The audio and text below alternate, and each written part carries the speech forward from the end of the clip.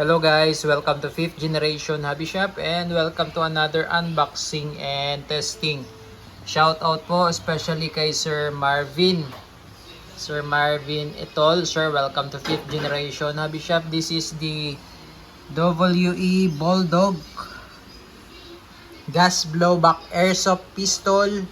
Comes with 2 magazine. So bali dalawang magazine po ang kasama niya. Yan, may kasama na rin siyang 3 back straps. Yung isa nakakabit po yung isa. Yan. And also comes with free pop dyno number 12 green gas, standard power, and 0.23 grams, 4,000 shots, plastic ball, and of course the owner's manual. So it's a compact pistol. Yan. Sight.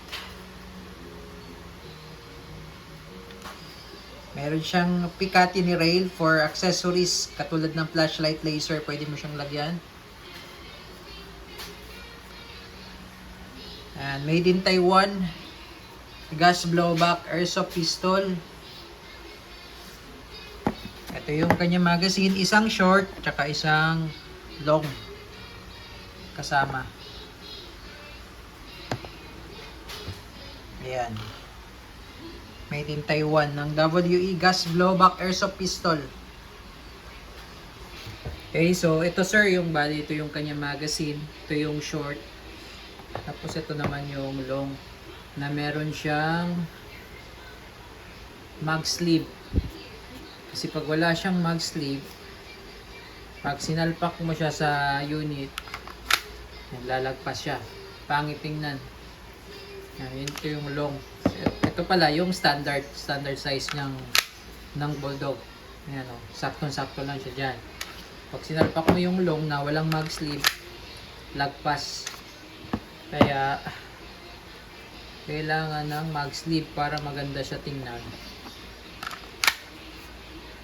Ayan. Tapos ngayon sir, kakabit na natin yung isang mag-base backstrap upon request ni sir. So ito ang ikakabit natin.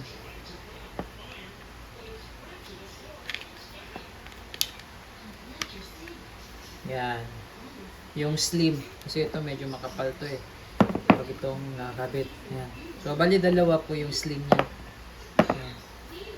So actually madali lang siyang ikabit. I-push nyo lang to ito. Tapos tanggalin nyo lang. Tapos pag kakabit nyo naman, push nyo lang ulit. Ayan. Ayan siya. Pag nakakabit. Ayan.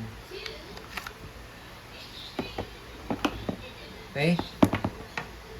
So, higpitan ko po yung valve, mga valve. Higpitan ko po. Tapos, lalagyan natin ng oil, lalagyan natin ng gas, lalagyan natin ng BBs. Tapos, testing tayo. Okay, so lagyan tayo ng oil. So hindi lang po ito isang higpitan po, no? O sa katagalan, lalo na pag ginagamit, ito po lumuluwag yan. Kahit nga hindi po ginagamit, lumuluwag yan eh. Yan. So higpitan lang natin yung valve.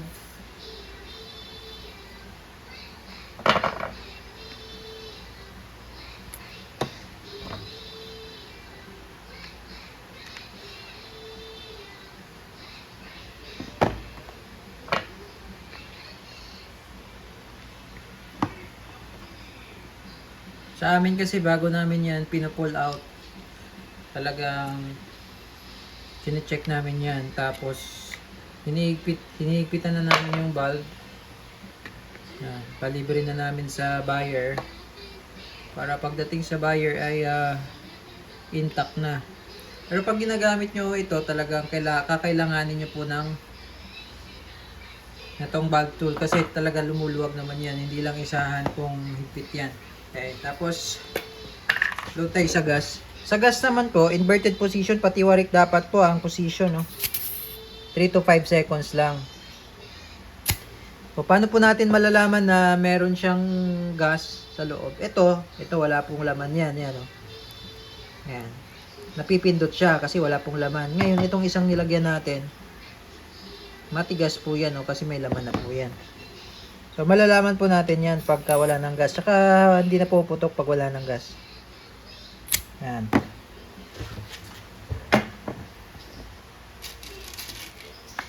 So, tayo, babies. Ay.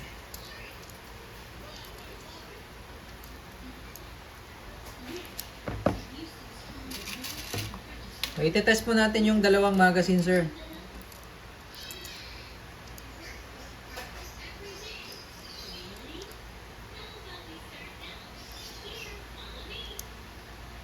Ayan. Okay, so testing po tayo. WE Bulldog. May kasama na pong dalawang magazine. Ayan. Okay.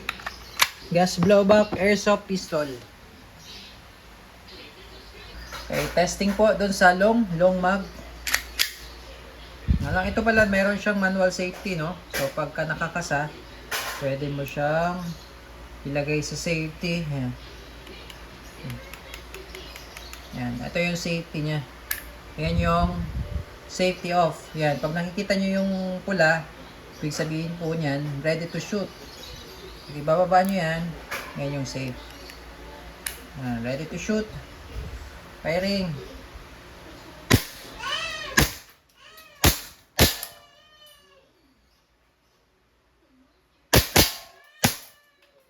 Yan yung long mag, sir.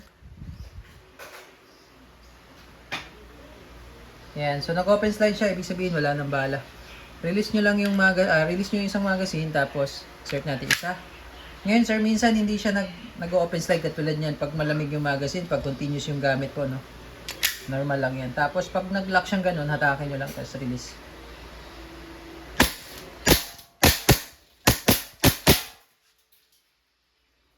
Okay. So, all good. So, yan. Katulad niyan. Nag-open slide na naman siya. Release mo muna yung mag. Tapos, hatak mo lang. Hatak mo lang. Tapos, release. Hammer down. Okay. So, mas maganda siya tingnan pagka ito yung nakakabit yung mahaba na magazine. Ayan. So, again, this is the WE Bulldog Gas Blowback Airsoft Pistol. Ito pala yung mag-release na. Okay. Goods na tayo, sir.